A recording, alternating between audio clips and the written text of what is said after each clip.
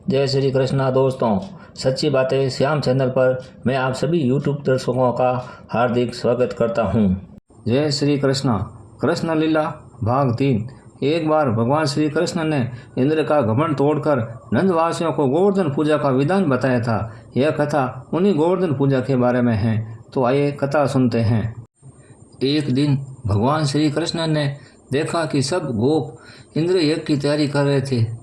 उन्होंने नंद बाबा से पूछा, पिताजी आप लोग किस यज्ञ की तैयारी कर रहे हैं? लगता है कि यहाँ कोई बड़ा उत्सव होने वाला है। नंद बाबा ने कहा कि बेटा, भगवान इंद्र वर्षा करने वाले मेघों के स्वामी हैं। मेघ उन्हीं के रूप हैं। वे समस्त प्राणियों को तृप्त करने वाला जल बरसाते हैं। हम लोग उन्हीं मेघपति भगवान इंद्र की पूजा करते हैं। मनुष्यों को खेती आदि प्रयत्नों का फल देने वाला इंद्र ही है। भगवान श्री कृष्ण ने कहा, पिताजी प्राणी अपने कर्म के अनुसार पैदा होता है, उसे उसके कर्म के अनुसार ही सुख दुख प्राप्त होता है। जब सभी प्राणी अपने कर्मों का ही फल भोग रहे हैं, तब हमें इंद्र पूजा की क्या आवश्यकता है? कर्म ही गुरु हैं और कर्म ही ईश्वर हैं। इसलिए पिताजी मनुष्य को चाहिए कि वह वर्ण के अनुसार अपने कर्म का ही आदर करें। हम लोग सदा से गौपालन ही करते आए हैं पिताजी। न तो हमारे पास किसी देश का राज्य है, न ही बड़े बड़े नगर हमारे अधीन हैं। हम तो सदा ही वनवासी हैं। वन और पहाड़ी हमारे घर हैं। हमारे तो सबसे बड़े देवता गिरिराज गोवर्धन पर्वत हैं। इसलिए हम लोगों को गोवर्धन की पूजा करनी चाहिए। इंद्र यज्ञ के लिए जो सामग्री हमने एकत्रित की हैं, उसी से हमें गिरिराज की आराधना करनी चाहिए। वास्तव में भगवान श्री कृष्ण इंद्र का घमंड तोड़ना चाहते थे। नंद बाबा आदि गोपों ने भगवान श्री कृष्ण की सलाह को बड़ी ही प्रसन्नता से स्वीकार कर लिया। नंद बाबा के साथ सारे गोपिकाओं ने गिरिराज की परिक्रमा की। भगवान श्री कृष्ण गोपों को विश्वास दिलाने के लिए गोवर्धन के ऊपर अपना ही एक दूसरा विशाल शरीर धारण करके प्रकट हो गए और सारी सामग्री का भोग लगाने लगे। भगवान श्री कृष्ण ने अपने इस दूसरे स्वरूप को अन्य व्रजवासियों के साथ स्वयं भी प्रणाम किया। उन्होंने कहा, देखो कैसा आश्चर्य है, गिरिराज स्वयं प्रकट होकर हम पर कृपा की है।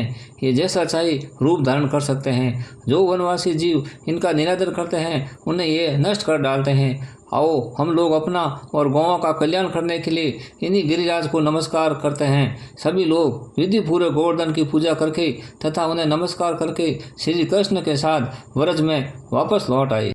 जब इंद्र को पता लगा कि मेरी पूजा बंद कर दी गई, तब वे नंद बाबा आदि गोपों पर बहुत ही क्रोधित हुए। इंद्र को अपने पद का बड़ा घमंड था। वे अपने को ही त्रिलोकी का ईश्वर समझते थे। उन्होंने क्रोध से तिल मिलाकर प्रलय करने वाले बादलों को व्रजवासियों पर चढ़ाई करने का आदेश दिया। उन्होंने कहा कि हे प्रलयकारी बादलों, तुम लोग शीघ्र जाकर इन ग्वालों का अभिमान धूल में मिला दो, उनके पशुओं का संहार कर डालो। मैं भी तुम्हारे पीछे पीछे अपने ऐरावत हाथी पर चढ़कर मरुद गणों के साथ आता हूँ। बिजलियां चमकने लगी, बादल आपस में टकराकर कड़कने लगे, भयंकर आंधी के साथ ओले बरसने लगे। ब्रज भूमिका का कोना कोना पानी से भर गया। पशु और ग्वाल बाल ठंड से कांपने लगे। सब लोग इस अचानक आई विपत्ति से घबराकर श्री कृष्ण की शरण में आए। वे लोग श्री कृष्ण से बोले, हे कृष्ण, अब तो इस भयानक कष्ट से तुम ही हमारी रक्षा कर सकते हो। अपने प्रेमी भक्तों की करुण पुकार सुनकर श्री कृष्ण ने खेल खेल में गिरिराज गोवर्धन को उठाकर अपने हाथ पर धारण कर लिया। इसके बाद उन्होंने गोपों से कहा, आप सभी लोग आकर गोवर्धन के नीचे आराम से बैठ जाएं। कोई भी यह न सोचें कि पर्वत गिर पड़ेगा। आप लोगों की रक्षा के लिए ही मैंने इसे उठाया है। सभी गोपिकाएं अपने अपने पशुओं और भोजन सामग्री के साथ गोवर्धन के नीचे आ गए। भगवान श्री कृष्ण ने लगातार 7 दिनों तक भूख प्यास और विश्राम की चिंता भूलकर गोवर्धन को उठाए रखा। वे एक क्षण भी नहीं हिले। श्री कृष्ण की योग माया का यह प्रभाव देकर सबके सब आश्चर्यचकित रह गए। इंद्र भी भौचक्के रह गए। इसके बाद उन्होंने अपने आप मेघों को वर्षा रोकने का आदेश दिया। गोवर्धनधारी गोपाल ने जब यह देखा कि वर्षा बंद हो गई, आकाश के बादल छंट गए, तब उन्होंने गोपों से कहा, तुम लोग अब निडर हो जाओ, अपने अपने गोधन और बच्चों के साथ बाहर निकल जाओ। देखो अब आंधी पानी बंद हो गया। गोपाल भगवान श्री कृष्ण का आदेश पाकर सब लोग बाहर आ गए और उन्होंने गोवर्धन को पुनः अपने स्थान पर रख दिया। ब्रजवासियों का हृदय प्रेम के आवेग से भर गया। वे पर्वत को रखते ही भगवान श्री कृष्ण के निकट चले आए। कोई उन्हें हृदय से लगाने लगा, कोई चूमने लगा। बड़ी बूढ़ी गोपियों ने बड़े ही स्नेह से उनका चावल और दही से तिलक किया तथा उन्हें हृदय से आशीर्वाद दिया।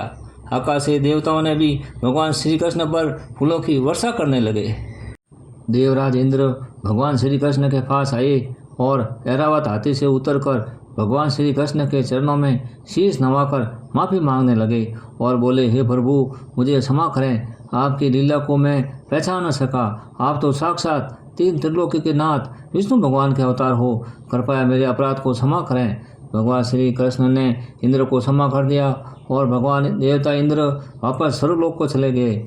इस तरह श्री कृष्ण ने इंद्र का घमंड अभिमान तोड़ा था। दोस्तों, यह कथा बहुत ही पुण्यदायिनी कथा है। दोस्तों, दीपावली के दूसरे दिन गोवर्धन पूजा का विधान है। भगवान श्री कृष्ण ने ही इसी गोवर्धन पूजा का विधान बताया था। गोवर्धन पूजा करने से व्यक्ति के सभी पाप नष्ट हो जाते हैं। भगवान श्री कृष्ण की उनके ऊपर सदैव कृपा बनी रहते हैं। दोस्तों, जो भी इस कथा को सुनता है उसके सारे पाप नष्ट हो जाते हैं और भगवान की कृष्ण भक्ति का उसे फल मिलता है। बोलो जय श्री कृष्ण, बोलो जय गोवर्धन पर्वत की जय, गोवर्धन भगवान की जय। दोस्तों, अगर वीडियो अच्छा लगे तो लाइक व शेयर करें, सब्सक्राइब करना ना भूलें। जय श्री कृष्ण।